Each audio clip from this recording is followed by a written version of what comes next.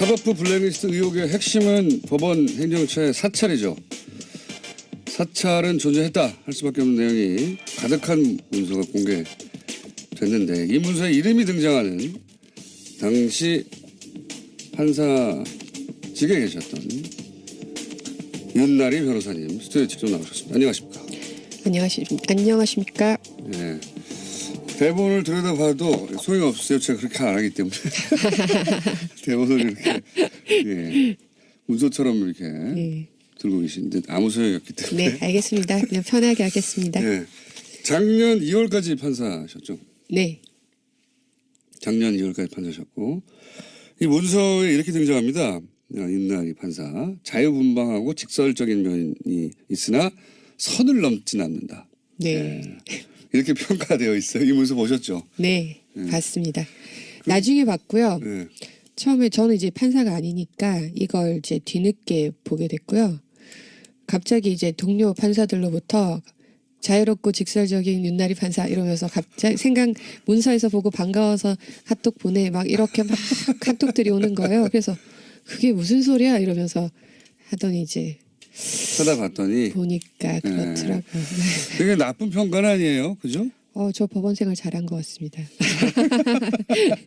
이 문장을 좋은 평가든 나쁜 평가든 이렇게 평가의 대상이 단 자체가 기분 나쁘다고 하던데 보통은. 섬찟하죠. 왜냐하면 이 평가가 다른 판사들한테 물어보니까 상당히 정확하다고. 정확하다. 친한 사람들한테 이거 상당히 정확한데 너에 대해서 가까이서 지켜오는 사람이 올린 평가일 수밖에 없다. 이렇게 얘기하더라고요. 그 순간 섬찟하죠. 그랬다는 얘기는 판사하실 때 가까이 있던 누군가가 이런 평가를 법원 행정처에 직접 혹은 간접으로 건넸다는 얘기잖아요. 그죠? 그렇죠. 거점 법관이라는 단어가 갑자기 생각나네요.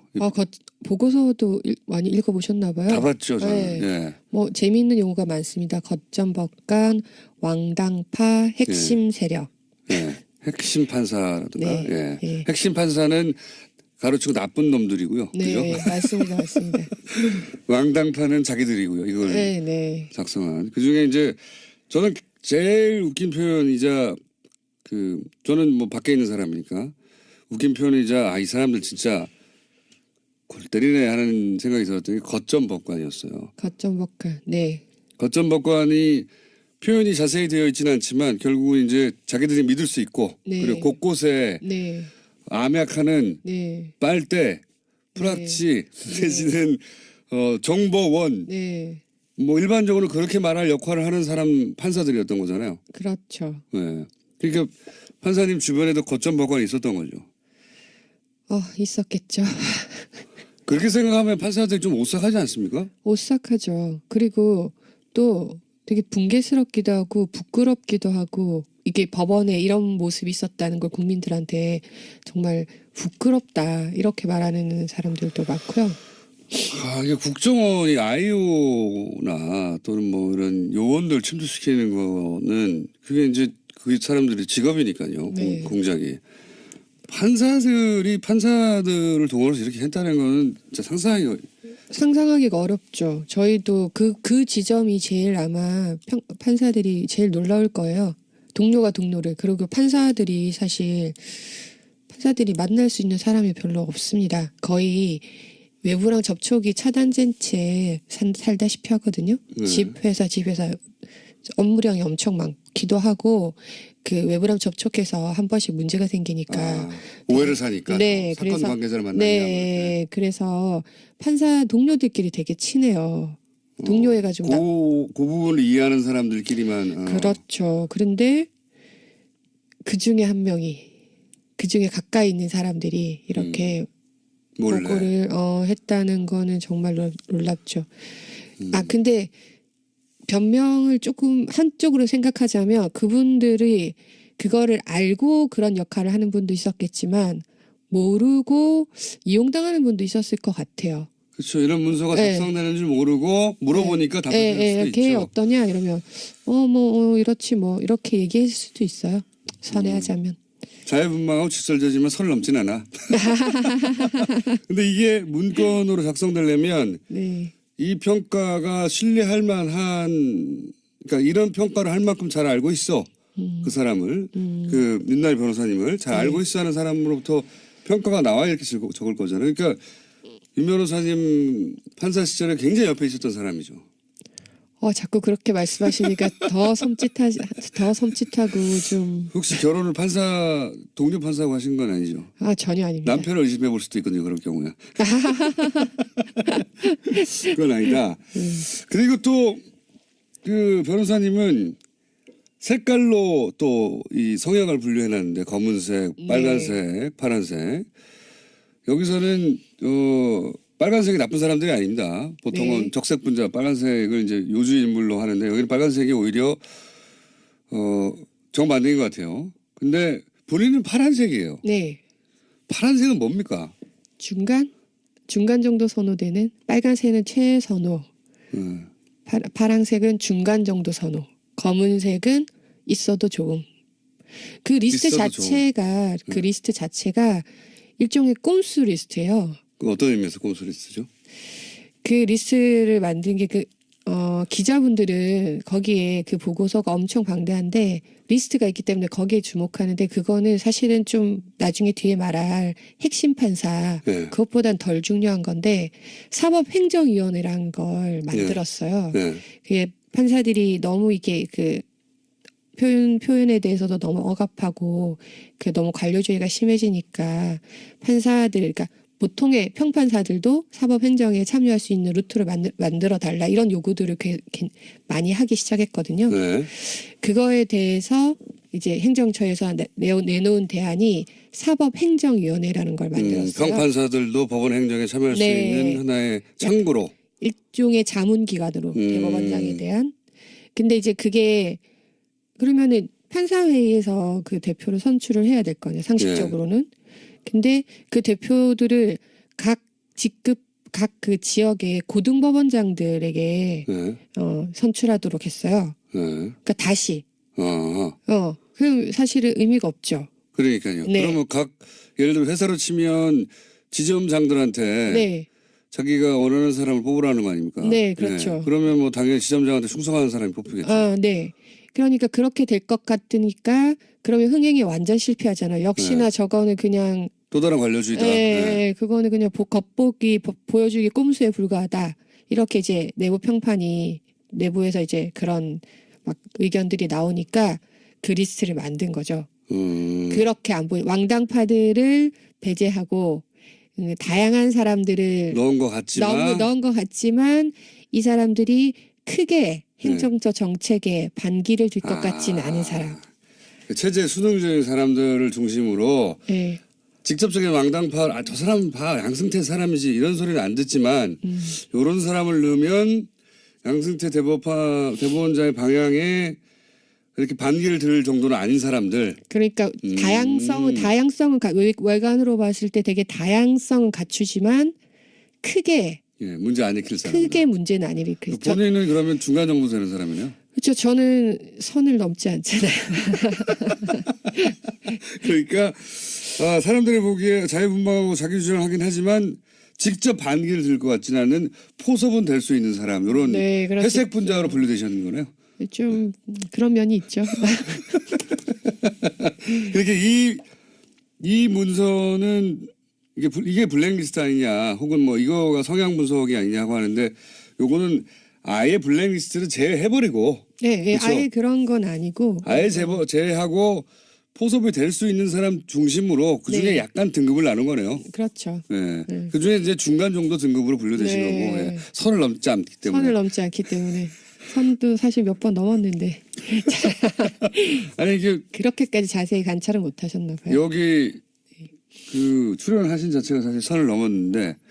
아니요, 작년에 선을 넘었어요. 작년에. 제가 나오자마자 이 사태가 터지고 나서 제가 한겨레에 기고를 했거든요. 판사들의 거짓말이라고. 왜냐하면 이 사태가 묻힐 뻔했어요. 그래요? 이게 처음에 어떻게 촉발됐는지는 아시죠?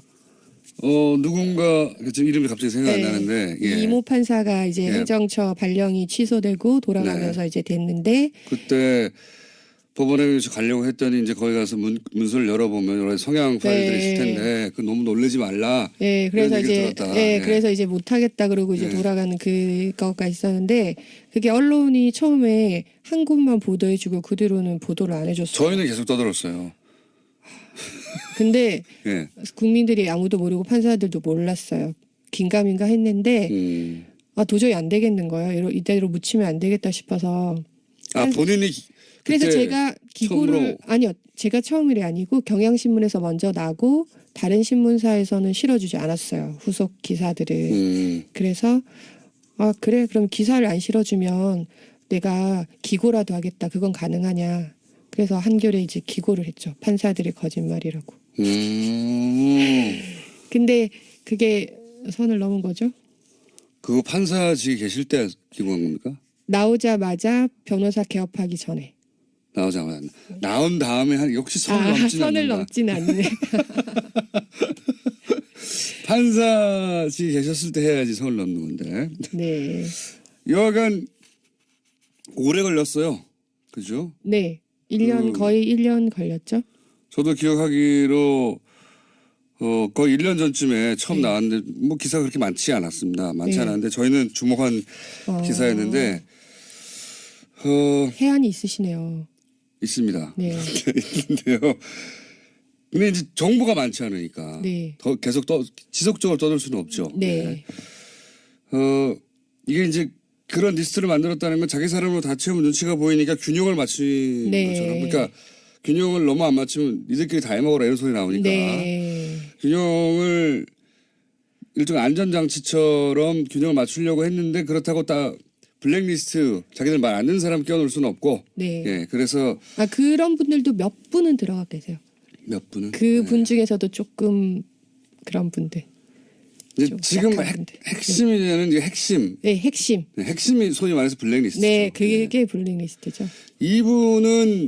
이분들은 형사재판부에 지난 7년간 MBC 보도에 따르면 한 사람을 제외하고는 아무도 임명되지 않았다. 글로 가지 않았다 그랬는데 이게 의미하는 바가 뭡니까? 형사재판부에 안 보낸다는 건 무슨 의미입니까?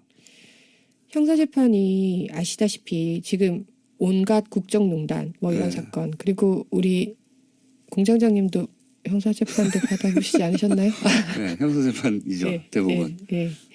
그 형사재판이라는 게 굉장히 시국과 밀접한 특히 서울중앙지방법원 형사재판은 굉장히 밀접한 관계가 있어요. 되게 크리티컬한 정치적이고 그렇죠. 민감한 정권에 치명적일 수도 있고.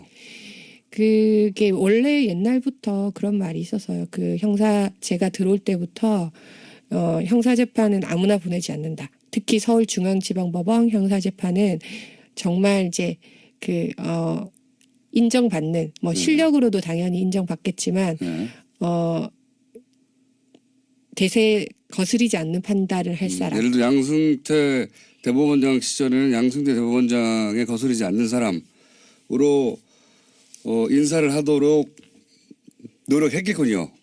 근데 거기에 포함되지 못하는 사람들인 거죠. 그죠? 21명은. 그렇게 했다고 단정할 수는 없지만 옛날부터 그런 말은 판사들 사이에서 자주 섞이게 많이 나왔고 근데 이번 MBC 보도에서 그런 보도를 봤어요. 어떻게 취재하셨는지 모르겠어요. 대단하십니다. MBC 요즘 살아나고 있어요. 그런데 이거 굉장히 핵심을 짚은 그 보도였거든요. 그 부분은. 이 사람들이 어떻게 됐을까? 핵심 판사들이. 이 사람들이 어떤 불이익을 당했을까? 근데 판사들이 불이익이라는 게 뭐 감봉한다든가 이런 게 아니잖아요. 그렇죠. 눈에 보이게 불이익을 되게 많이 줄 수 있어요. 임지라든지 아니면은 보직이라든지 뭐 중요한 포스트들이 이런 거죠. 이렇게 서울 형사부 아니면 행정법원에도 보면 굉장히 4대강이라든지 정치적으로 예민한 이슈들이 많이 가잖아요. 집회 촛불 집회 그거 뭐 어떻게 허락해 줄 건지 안 할 건지 이런 것들도 다 행정법원에서 하잖아요. 그렇죠. 그러니까 그런 자리들에 이제 좀 더 믿을 만한 양승태 대법관에게 반하지 않는 사람을 꼽고 본인이 보기에 양승태 대법원장 이 보기에 이제 문제를 안 일으킬 사람들 이런 사람들이 가게 되는 그런 면이 있다고 이제 이거 판사사에서는 그렇게 회자됐어요. 근데 이제 그렇겠죠. 왜냐하면 이 문건을 왜 만들었겠어요? 문건을 왜 만들겠어요? 뭐 그러니까. 밥을 왜 짓겠어요? 밥을 먹으려고 밥을 먹고. 그 문건을 쓰려고 만든 거죠. 이 내용을. 그렇죠. 네. 네, 이 내용을 그렇겠죠. 분석해서 자기들이 원하는 사람들을 원하는 위치에 보냈겠죠. 네. 또 원하지 않는 사람들은 배제하고. 아니 이 문건은 사실은 그렇게까지 드러난 문건은 모든 판사들에 대해서 성향 분석을 한 문건은 아니고요. 아니겠죠, 아까 말했던 그 꼼수 리스트 네. 거기 60명 그다음에 핵심 21명. 핵심 그러니까 보통의 평판사들과 떨어뜨려 놔야 될 핵심 20명 정도 그 정도거든요. 근데 그 20명 중에서 몇 명에게는 굉장히 디테일하게 그 사람의 정보를 파악을 했어요. 근데 이것도 문건이 다 열린 게 아니잖아요. 760건 정도는 아예 비밀번호가 걸려서 못 열었잖아요. 네, 그렇죠. 삭제된 것도 300건 있고. 네, 그다음에 아예 그 PC를 제출하지 않는 법원행정처 처장도 있고. 네. 그 양반은 왜 안 냅니까? 그분이 안 내신 게 아니죠. 그분은 이미 나가셨고, 네. 그거는 이제 행정처가 관리하고 있는데, 네. 행정처에서 안 내놓은 거죠. 행정처가 대법원장의 요청에도 그렇게 거절할 수가 있는 거예요? 행정처장님이 따로 계시니까요. 그러게 저도 뭐 윗분들 얘기는 잘 모르죠. 근데 그런가 봅니다. 행정처는 이런 경험을 보신 적이 있어요? 대법원장이 내놓으라고 했는데 처장이 싫다고 그러는 거 본 적 있어요? 저는 경험이 없죠. 근데 뭐 내부에서 어떻게 진행되는지 모르겠지만 그 행정처에서 거부한 건 확실히 거기 문건에 적혀 있어요. 제출을 요구했지만 거부당했다. 협조해주지 이게 않았다. 상상하기 힘들거든요. 조직의 장이 이런 사실 범죄 아닙니까? 범죄와 관련한 증거물을 내놓으라고 그랬는데 안 돼 이러는 거 아니에요. 이거 이해가 안 가거든요. 일반인들은. 네. 판사들 왜 저러는지 왜 그러는 거예요? 이게 말이 됩니까? 저도 여쭤보고 싶어요. 왜 그러는지. 말이 안 되죠. 네. 근데 네. 이게 아마 행정처와 네. 그 일반 판사들 간에 지금 되게 괴리감이 있는 것 같아요. 행정처는 여전히 양승태 대법원장이 임명한 사람들로 많이 현재도 있고 또 그렇군요. 뭐 거기 들어가면 또 그 나름대로 그 우리도 조직을 위해서 일했다 이런 그런 게 있지 않을까요? 뭐 국정원에서 그 뭐 심리 전달 이해해 했던 주려고 하는 사람도 겁니까? 아니 뭐 이해하려는 선을 건 넘진 않는다. 이해하려는 건 아니지만 어쨌든 그 내부 논리라는 게 있으니까 아마 그렇게 되지 그렇죠. 않을까 싶고요. 제 말은 그게 옳으냐 이거죠. 그렇게 하는 거. 뭐 당연히 저는 그렇게 하면 안 된다고 생각하죠. 그럼 행정처를 그러면 싹 갈아버려야 되는 거 아니에요? 기본적으로 이런 상황에서도 그걸 저항하면서 막아보려고 하고 숨기려고 한다는 게 말이 안 되잖아요. 그렇죠. 그래서 이번에 김소영 행정처장이 물러나신 거 아닌가요? 그걸 저한테 물으시면 안 되고 그렇겠죠. 전 그렇다고 생각하고 있어요. 아니라고 하시지만 사실은 그런 거가 중요하게 작용하지 않았을까요? 그러니까요. 네. 이게 대법원장이 이 사태의 진상을 파악하기 위해서 관련된 자료를 내놓으라고 하는데 여러 가지 이제 이유로 안 내놓고 비밀번호 내놓으라는데 안 내놓는 거 아닙니까? 제목만 봐도 이상한 파일들이 있어요. 제목만 봐도 이상한 파일이 진짜 있어요. 그러니까요. 네. 저는 이 파일을 꼭 열어야 된다고 생각하는 게 국제인권법 연구의 가로 안에 인사. 그게 핵심 아닙니까? 그게 핵심이죠, 핵심. 블랙리스트가 네. 득실득실한 거 아니고 거기가? 어떻게 진짜 실행됐는지 안 됐는지를 바로 검증해 볼 수 있는 파일일 것 같아요. 파일명만 보면. 그거 자기들이 열어서 지워버리지 않을까요? 이미 300번은 파일을 지운 게 아니라, 그러니까 파일 삭제하고 휴지통에 넣는다. 보통 그렇게 생각하시는데 그러면 또 이거 왜 지웠냐고 혹은 복원할 수 있으니까 그렇게 안 하고 내용이 심각한 아마도 그래서 그랬겠죠. 심각했을 법한 그 내용들은 안에 있는 내용을 지워버렸어요. 파일은 존재해요. 네. 파일은 존재하는데 안에 텍스트가 하나도 없는 거예요. 그런 파일이 이 삭제 파일인 겁니다. 삭제가 아예 지운 걸 휴지통에서 꺼낸 게 아니에요. 제가 저보다 더 디테일하게 아시는데요? 아, 저도 그런 얘기는 작년부터 떠돌았어요. 이게 단순히 휴지통에 넣어서, 그러니까 우리가 파일 삭제할 때 휴지통에 넣는 게 아니고 뭔가 특수한 프로그램을 이용해서 웬만하면 복구하기 힘든 그런 걸 이용해서 지웠다는 얘기는 작년부터 있었어요. 그거는 또 그것대로 네. 물리적으로 삭제하는 것이고 네. 제 말은 뭐냐면은 그 내용을 삭제해버리는 거예요. 문서를 열었어. 열었는데 없어요. 백지예요, 백지. 그런 삭제가 있는 겁니다, 지금. 그런 거는 복구할 수도 없지 않아요? 없죠. 내용이 없는데 어떻게 복구합니까?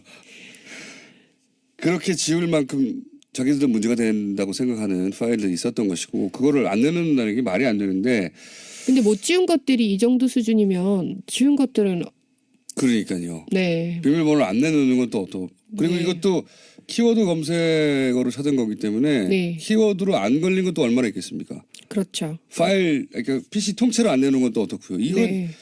일반인들이 생각하면 야 이거 압수수색해야 되는 거 아니야 이렇게 생각하거든요. 근데 지금은 사법부 내에서 이 사안을 조사하고 있잖아요. 네. 저는 이런 생각이 들거든요. 직장입니다. 네. 판사를 하셨으니까 판단해 주세요. 직장입니다. 일반 회사인데 사장이 직원들을 거점 부장, 거점 과장, 거점 사원을 두고 다 감시를 해요.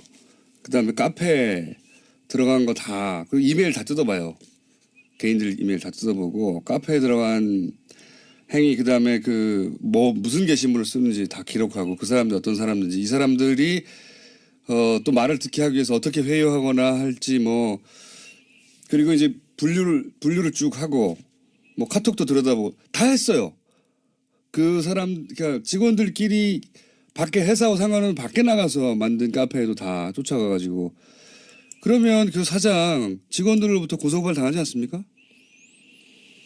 근데 조금 다르신 게 있어요. 카톡이랑 이메일을 몰래 뜯어본 게 아니고요. 그 이메일을 개인적으로 받은 사람이 누군가가 그 이메일을 상부에 보고한 거예요. 마찬가지입니다. 라고 봅니다. 네.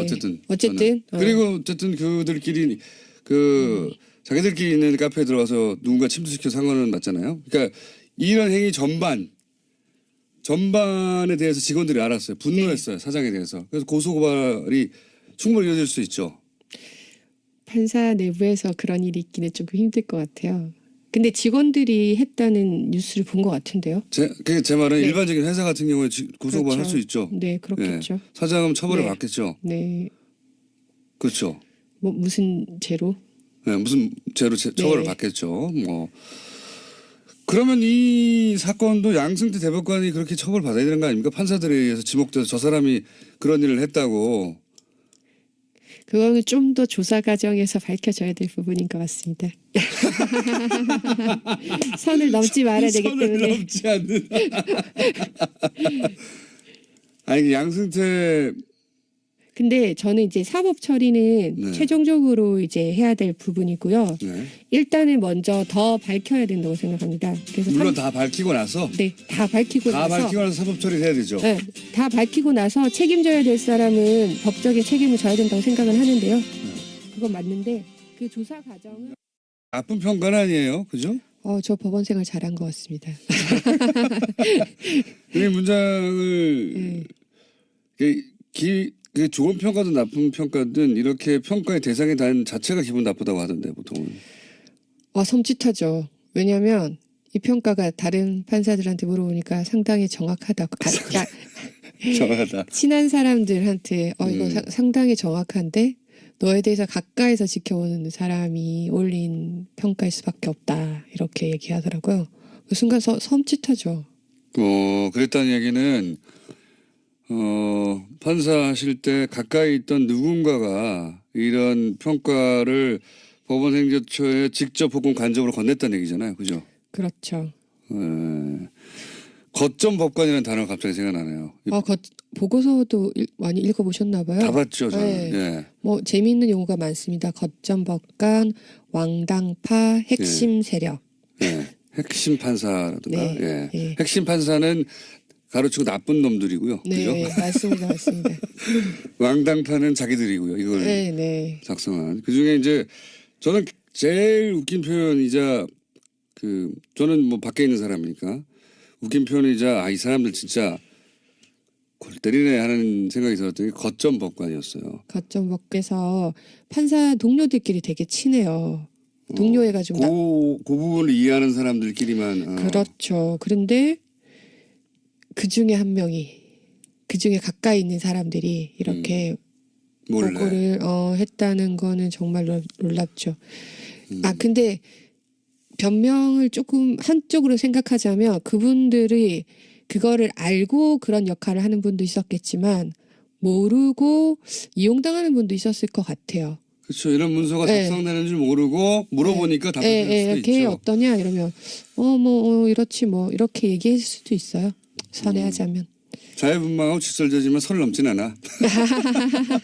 근데 이게 문건으로 작성되려면 이 평가가 신뢰할 만한, 그러니까 이런 평가를 할 만큼 잘 알고 있어. 그 사람을, 그 윤나리 변호사님을 잘 알고 있어 하는 사람으로부터 평가가 나와야 이렇게 적을 거잖아요. 그러니까 윤 변호사님 판사 시절에 굉장히 옆에 있었던 사람이죠. 자꾸 그렇게 말씀하시니까 더 섬찟하고 좀. 혹시 결혼을 동료 판사하고 하신 건 아니죠? 전혀 아닙니다. 남편을 의심해 볼 수도 있거든요, 그럴 경우에. 그건 아니다. 그리고 또 그 변호사님은 색깔로 또 이 성향을 분류해놨는데 검은색. 사법부 블랙리스트 의혹의 핵심은 법원 행정처의 사찰이죠. 사찰은 존재했다 할 수밖에 없는 내용이 가득한 문서가 공개됐는데 이 문서에 이름이 등장하는 당시 판사직에 계셨던 윤나리 변호사님 스튜디오에 직접 나오셨습니다. 안녕하십니까? 안녕하십니까? 네. 대본을 들여다봐도 소용없어요. 제가 그렇게 안 하기 때문에. 대본을 이렇게 문서처럼 이렇게 들고 계신데 아무 소용이 없기 때문에. 네, 알겠습니다. 그냥 편하게 하겠습니다. 네. 작년 2월까지 판사셨죠? 네. 작년 2월까지 판사셨고 이 문서에 이렇게 등장합니다. 윤나리 판사. 자유분방하고 직설적인 면이 있으나 선을 넘진 않는다. 네. 이렇게 평가되어 있어요. 이 문서 보셨죠? 네. 봤습니다. 나중에 봤고요. 네. 처음에 저는 이제 판사가 아니니까 이걸 이제 뒤늦게 보게 됐고요. 갑자기 이제 동료 판사들로부터 자유롭고 직설적인 윤나리 판사 이러면서 갑자기 문서에서 보고 반가워서 카톡 보내 막 이렇게 막 카톡들이 오는 거예요. 그래서 그게 무슨 소리야 이러면서 하더니 이제 찾아봤더니 보니까 그렇더라고요. 그게 네. 거점 법관이 표현이 자세히 되어 있지는 않지만 결국은 이제 자기들이 믿을 수 있고 그리고 곳곳에 암약하는 빨대, 프락치 내지는 정보원 뭐 일반적으로 그렇게 말할 역할을 하는 사람 판사들이었던 거잖아요. 그렇죠. 네. 그러니까 판사님 주변에도 거점 법관이 있었던 거죠. 있었겠죠. 그렇게 생각하면 판사들이 좀 오싹하지 않습니까? 오싹하죠. 그리고 또 되게 붕괴스럽기도 하고 부끄럽기도 하고 이게 법원에 이런 모습이 있었다는 걸 국민들한테 정말 부끄럽다 이렇게 말하는 사람들도 많고요. 이게 국정원이 아이오나 또는 뭐 이런 요원들 침투시키는 거는 그게 이제 그 사람들이 직업이니까요. 네. 공작이. 판사들을 동원해서 이렇게 했다는 거는 진짜 상상하기가 어렵죠. 저희도 그 지점이 제일 아마 판사들이 제일 놀라울 거예요. 동료가 동료를. 그리고 판사들이 만날 수 있는 사람이 별로 없습니다. 거의 외부랑 접촉이 차단된 채 살다시피 하거든요. 집 회사 업무량이 엄청 많기도 하고 그 외부랑 접촉해서 한 번씩 문제가 생기니까 오해를 사니까 네, 사건 그래서, 관계자를 만나냐 네, 빨간색, 파란색 여기서는 빨간색이 나쁜 사람들이 아닙니다. 보통은 적색 분자 빨간색을 이제 요주 인물로 하는데 여기는 빨간색이 오히려 정반대인 것 같아요. 근데 본인은 파란색이에요. 네. 파란색은 뭡니까? 중간 정도 선호되는 빨간색은 최선호. 파란색은 중간 정도 선호. 검은색은 있어도 좋음. 그 리스트 자체가 일종의 꼼수 리스트예요. 그 어떤 의미에서 꼼수 리스트죠? 그 리스트를 만든 게 기자분들은 거기에 그 보고서가 엄청 방대한데 리스트가 있기 때문에 거기에 주목하는데 그거는 사실은 좀 나중에 뒤에 말할 핵심 판사 네. 그것보단 덜 중요한 건데 사법행정위원회라는 걸 만들었어요. 네. 그게 판사들이 너무 이게 그 표현에 대해서도 너무 억압하고 그 너무 관료주의가 심해지니까 판사들 그러니까 보통의 평판사들도 사법행정에 참여할 수 있는 루트를 만들어 달라 이런 요구들을 많이 하기 시작했거든요. 네. 그거에 대해서 이제 행정처에서 내놓은 대안이 사법행정위원회라는 걸 만들었어요. 평판사들도 법원 행정에 참여할 수 있는 하나의 창구로. 일종의 자문기관으로 대법원장에 대한. 근데 이제 그게